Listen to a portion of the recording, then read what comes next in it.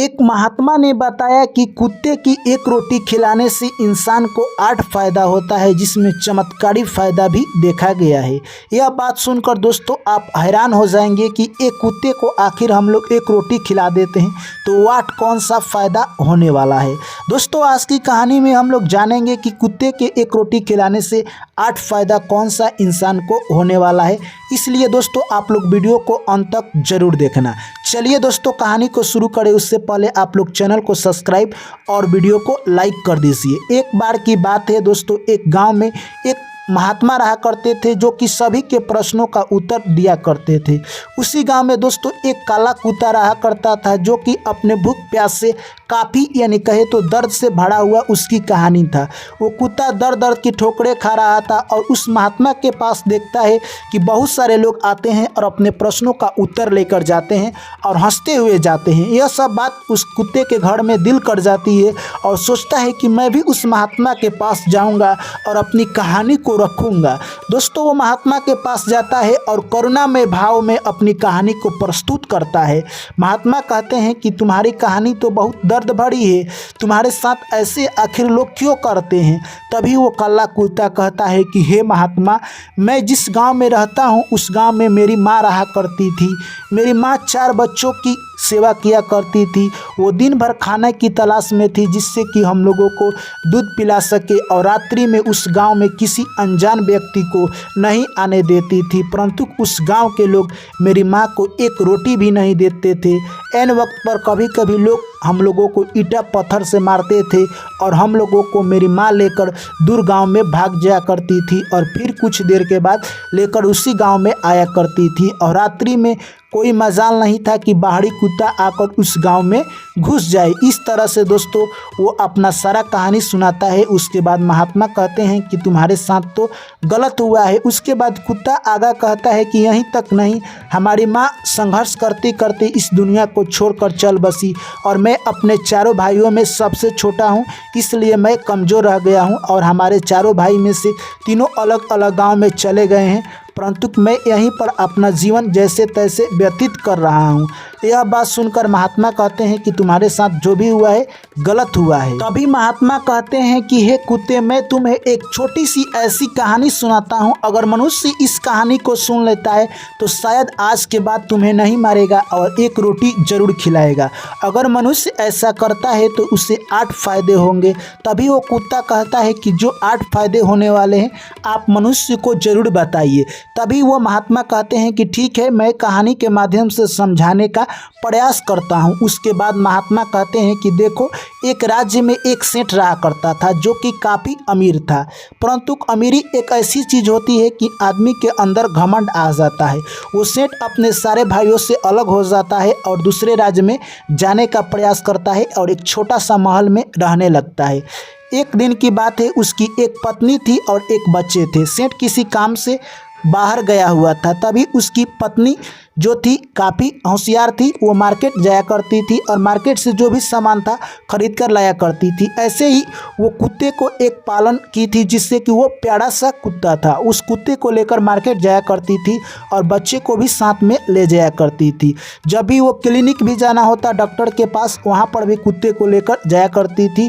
कुत्ता बड़ा रहनदार था। इस तरह से उनका जीवन काफ़ी अच्छी व्यतीत हो रहा था। कुत्ता ऐसा था कि मालकिन का कुछ काम करना भी पड़ता तो जैसे कि मार्केट से सब्जी लाना, वो लिख कर उसके पास दे देती थी एक पुर्जा और मार्केट से सब्जी लेकर आ जाता था। इस तरह से मानो तो कुत्ता उस सेठ के घर का एक सदस्य की तरह पालन पोषण उसका हो रहा था और मालकिन भी उसका काफ़ी अच्छा ध्यान रखती थी। ऐसे ही उन लोगों का ज़िंदगी गुजर रहा था। सेठ फिर आते हैं और देखते हैं कि ये तो कुत्ता हमारे एक परिवार जैसा है। सेठ ने भी कुत्ता से बहुत प्यार करते थे और उनको दुलार करते थे और दोनों टाइम खाना देते थे और अच्छी तरह उसको सोने के लिए एक बिस्तर देते थे। ऐसा ही समय निकलता गया। एक दिन की बात है, सेठ कभी बाहर गए हुए थे किसी काम को लेकर। सेठ की जो लड़का था उसका तबीयत खराब हो जाता है और वो अनजान शहर था। तभी सेठाइन सोचती है कि मैं कहाँ पर जाऊँगी और डॉक्टर के पास जाने में काफ़ी मुश्किल होगा क्योंकि रात्रि के समय थे और ठंड काफ़ी पड़ रही थी। आसपास में कोई पड़ोसी था जो कि मदद करने का नाम ही नहीं ले रहा है क्योंकि रात्रि में कोई कहीं कहीं पर जाने को चाहता नहीं है। इस तरह से सेठानी काफ़ी घबरा जाती है और वो डॉक्टर के पास जाए तो जाए कैसे, बच्चे को लेकर जा नहीं सकती है और गाड़ी का साधन है नहीं रात्रि में। इस तरह से वो सेठानी काफ़ी डरी हुई है और वो सोचती है कि मेरे बच्चे को कुछ हो ना जाए। अपने पति को फ़ोन करती है तो वो सेठ कहता है कि मैं काफ़ी दूर हूँ, यहाँ से आना मेरे लिए नामुमकिन है।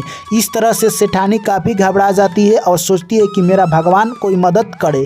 तभी दोस्तों वो कुत्ता यानी कहे तो जो सेठानी डॉक्टर के पास लेकर जाया करती थी, वो कुत्ता बहुत चालाक था और वो देखा हुआ था रास्ता कि कहाँ पर उस डॉक्टर का घर है। इस तरह से वो कुत्ता कुछ ही मिनटों में उस डॉक्टर के घर पहुँच जाता है और काफ़ी ज़ोर से चिल्लाने लगता है। इस तरह से डॉक्टर जग जाते हैं और सोचते हैं कि शायद सेठ जी ने इसे भेजा होगा, मेरी आवश्यकता है इसीलिए कुत्ता इतनी रात्रि में आया है। और डॉक्टर साहब गाड़ी निकालते हैं और उस कुत्ता को गाड़ी में बैठाते हैं और अपने गाड़ी को लेकर चले आते हैं उस सेठ के घर। तभी आकर देखते हैं कि यहाँ सेठानी रो रही है, उसका बच्चा का तबीयत काफ़ी तेज़ खराब है। इस तरह से डॉक्टर साहब आते हैं और बच्चे का इलाज करते हैं। कुछ देर में बच्चे की तबीयत धीरे धीरे ठीक होने लगती है और सुबह तक बच्चा अच्छी तरह से ठीक हो जाता है और सेठ भी आ जाते हैं। इस तरह से सेठ यानी कहे तो डॉक्टर को धन्यवाद देने लगते हैं। तभी डॉक्टर कहते हैं कि धन्यवाद आप मुझे मत दीजिए क्योंकि मेरा यही कर्म है, परंतु आप धन्यवाद उस जीव को दीजिए जिसने मनुष्य से भी बढ़कर काम किया है। यानी यह कुत्ता आपके घर का एक सदस्य की तरह है, इसे आप धन्यवाद दीजिए। उसके बाद सेठ कुत्ता के चरणों में गिर जाते हैं और माफ़ी मांगने लगते हैं। कहते हैं कि तुमने जो किया है शायद आज इंसान नहीं कर सकता है इंसान के लिए, तुमने वो किया है जो मैं तेरा ज़िंदगी भर ऋणी रहूँगा। इस तरह से यानी कहे तो सेठ अब कुत्ते को बहुत प्यारे हो गए और कुत्ता का अच्छी तरह से ध्यान रखने लगे। दोस्तों जैसे ये कहानी महात्मा कहते हैं उस कुत्ते को समझ में आ जाती है। उसके बाद महात्मा कहते हैं कि जो भी इंसान इस कहानी को सुन लेता है कभी भी कुत्ता को नहीं मारता है। और मैं बताने जा रहा हूं कि कौन से 8 फायदे होते हैं। पहला फायदा नंबर 1, यानी जो भी इंसान कुत्ते के घर पर पालन पोषण करता है तो रात्रि में उसके घर कोई भी अजनबी व्यक्ति आने का प्रयास नहीं करता है। चाहे कोई भी जीव जंतु हो वो आ नहीं सकता है, क्योंकि कुत्ता एक ऐसा प्राणी है जो कि रात्रि में सोता है तो अपना कान धरती में लगाकर सोता है और कोई भी अजनबी आता है तो उसके पाँव के धमक से समझ लेता है। इसलिए पहला फायदा यही होता है कि कोई भी अजनबी आपके घर नहीं आ सकता है। और दूसरी, कभी भी आपके घर अगर विपत्ति आने वाली है तो कुत्ता को पता चल जाता है और वो पहले ही रोने लगता है। जैसे कि आपने गाँव में देखा होगा कि रात्रि को कुत्ता रोते हैं तो लोग समझ जाते हैं कि कुछ अनहोनी होने वाला है।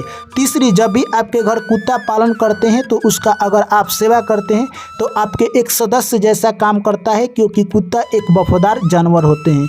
चौथी, यानी जब भी कुत्ता के आप पालन पोषण करें तो उसे मारे नहीं, एक सदस्य की तरह माने और उसके समय पर रखवाली करें और खाना जरूर दे, क्योंकि आपके एक दिन काम जरूर आएगा। पांचवा, कुत्ता जिस घर में रहता है उस घर में यानी कहे तो नकारात्मक शक्तियां नहीं आती है, क्योंकि कुत्ता एक ऐसा प्राणी है जो कि रात्रि में भी जगा रहता है। छठी, जब भी कुत्ता की आप पालन पोषण करें तो ये जरूर ध्यान रखें कि कुत्ता किसी दिन उपास न सोए, क्योंकि अनबोलता जानवर को जो भी व्यक्ति पोसते हैं और उसे भूखा सुलाते हैं तो सबसे बड़ा पाप लगता है।